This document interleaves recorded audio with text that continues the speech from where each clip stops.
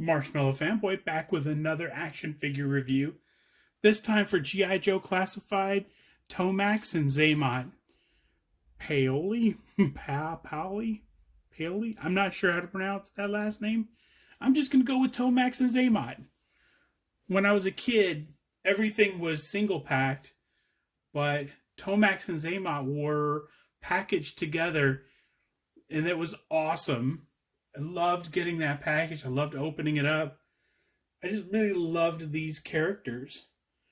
And now we have them for G.I. Joe Classified, and they look basically just like they did in the 80s. And for the 25th anniversary re-release, they had the same uniforms. So the boxes have really great art. It's just a little bit different between TOMAX and XAMOT. TOMAX is dual wielding. XAMOT has the one knife, but they're still very cool. On the back, if you position them right, the artwork lines up and you can see the Cobra logo and you can see them back to back. And that is super cool. Because it's a regular release, you get the sort of the giant poster image of all the G.I. Joe Classified figures. And in this case, it looks like all of the figures that have already come out. There's somebody in the shadow here who kind of looks like Globulus, because he's got kind of a... He's either standing in front of a large chair or there's a ball there. Either way, it kind of looks like Globulus. I don't see anybody who is on here that has not had a release. So, yeah. So I don't know who that one in the shadow is, but that's not super important. What's super important is TOMAX and XAMOT and how they are out of the package. They both come with knives. Both come with the same machine pistol, same clip. I'm guessing that is a silencer piece. The one on the far left of each one is a... I'll move that a little bit closer. Silencer piece, clip, knife, machine pistol. And they both have the same... Which makes sense. They're twins. They have the same uniform. It's just a mirror image of one another. So let's get these things out of the package and let's see what they look like. Now that TOMAX and XAMOT are out of the package, let's take a closer look at the twins. Most people would edit that kind of stuff out. I like the blemishes. Here we go. We'll start with TOMAX. And actually, we'll only cover TOMAX because XAMOT is set up the exact same way. He has all the same accessories. He has all the same flexibility, all the same, accessories. And yeah, most people would edit. I will leave that in. So here we go. I'm going to start with the rifle. Like I said, when it was unpackaged, the silencer goes on. I don't know if that's a silencer or just extended barrel, but it has a hole in the tip of it where effects can go in. Also has a clip that you can take out. And that is the same as XAMOT has. TOMAX and XAMOT also have two knives. One holster is on the leg and one is on the boot. It's a wicked looking knife, but these guys are, owners of a company and they probably have super fancy, they're probably antique knives. They're probably paid a pretty penny for them. So first, let's go over the head. The head would go all the way around if it wasn't for the kind of the armor keeping it from doing so. You're not going to get a lot of look up, but you get pretty good look down. The look up, because he's blocked a little bit. This armor attaches on the back. There's a little kind of a hole in the back where this attaches to. So you could remove the whole thing. The armor, the sash, everything. So he'd just be wearing a tank top and that was it. Or you could maybe put this on...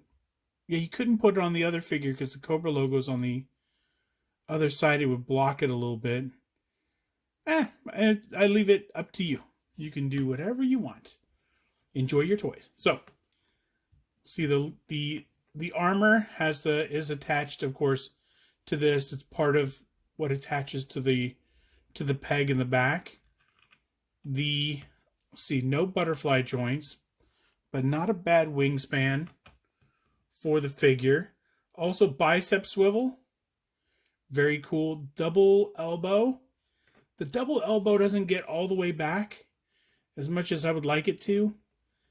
And it's the same on both figures because I've tried it on both figures. When I put XAMOT in that pose, I tried to get the gun up further. I was successful in getting the elbow dislodged a little bit to curl it up, but didn't come up. I know that moves. I gotta just put some hot water. Moves a little bit better, but you're gonna get about that and not really much more. But the hand does rotate, and there is a hinge in the wrist. I just have to find it. There we go. It's in there. It's kind of that. It's in there somewhere. It's in this hand too, but it does rotate all the way around. And then there's a crunch right below the rib cage. Kind of you can hear the crispness. That will help with looking up and looking down. And there is a rotation at the waist. And then the holster is one piece on the hip. Or I'm sorry, off the belt that's molded to it.